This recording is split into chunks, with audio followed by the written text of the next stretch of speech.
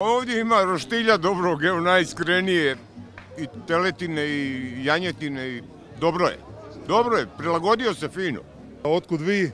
Dobar dan i pozdrav svim ovim gledateljima 24 sata. Otkud dolazite?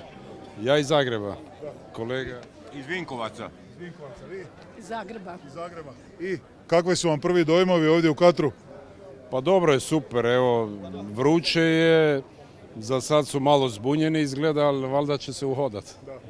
Što očekujemo od prvenstva? Bože dragi, zna se.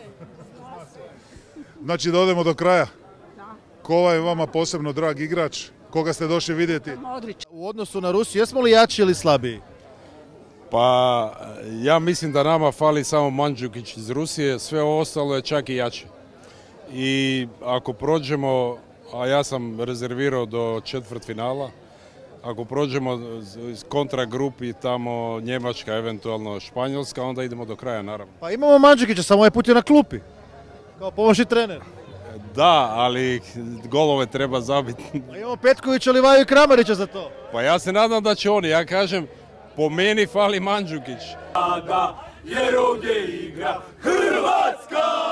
Ale, ale, ale, ale, ale, ale, ale, ale,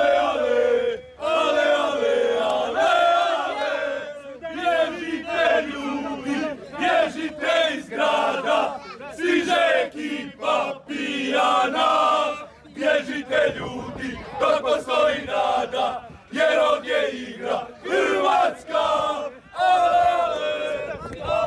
Pozdrav svim gledateljima od grupe Zaprešić Boys.